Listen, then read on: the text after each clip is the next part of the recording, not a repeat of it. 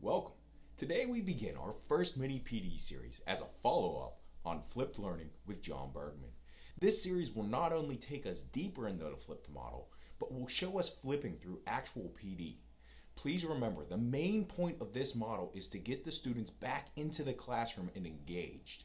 For each PD session, there will be individual and group-spaced activities. In the individual space, you will learn more about flipped learning, best practices, and strategies. In the group space, you will actively engage with your PLC to plan and implement flips. PLCs will serve as a group space and will always contain a focused challenge. And we'll talk more about these on Coffee with a Coach. So the real question here is, are you ready to get started?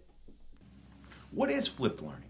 Flipped learning is a pedagogical approach where the direct instruction moves from the group space to the individual space. The group space is transformed into a dynamic, interactive learning environment where the educator guides students as they apply concepts and actively engage in the subject matter. So consider the question, what is the best use of class time? Let's pull in some theories. Constructivist perspective. The goal of instruction is not to teach information, but to create conditions in which students can interpret information from their own understanding. Constructivists believe that learning occurs most effectively when students are engaged in authentic tasks that relate to meaningful context. So they're learning by doing. So now let's go ahead and let's think about Bloom's taxonomy. So according to Bloom's taxonomy, the highest levels of learning is evaluating. However, flipped learning focuses class time on application and analysis. You can see this by looking at the image on this screen. The goal of flipped learning is to support active learning by using class time to analyze and apply content, skills, and objectives. So now let's look at some do's and don'ts of flipped learning. Tip number 1, individual space videos should be no longer than the student's age. Times 1.5. Videos should be no longer than 15 minutes. Note that the average attention span is 8 minutes. Include formative assessment in the individual space to help design for group space activities. Prepare for students who do not complete the individual space activity. Set up a breakout room specifically for students who didn't complete and have them complete it during the group time. Make sure to plan for incomplete understanding. When flipping, always plan activities for students who understand and for those who need additional support. So now let's talk about what to avoid. Avoid adding content to group space. Remember, restating content becomes a waste of time for students. Should you use others' videos? Well, remember, a big part of flipped learning is the relationships that you're going to build with your students. Therefore, it's really important to make your own videos. Next, assuming students know how to watch a video and retain content, teachers need to teach students how to participate in flipped learning prior to assigning independent, individual spaced activities. Being bland. There's nothing worse than watching a boring video. Remember to keep it light, fun, and entertaining, and always fail forward. So where to begin?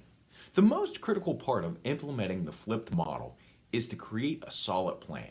It is up to you to decide how this model fits into your current content and where and when you would like to begin.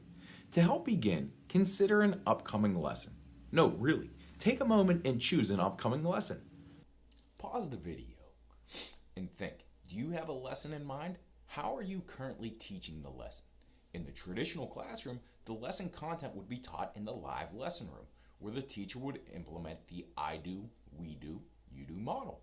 The teacher would lecture, have some student involvement, Q&A, and the lesson would end with the teacher assigning homework or follow-up for the students to complete independently. Now let's take a look at how John flips the class using the I do, we do, you do model. Go ahead, click right there on the side at that on that VAP over there. It'll open up you to the flipped learning certification program level 1, just go ahead, create an account.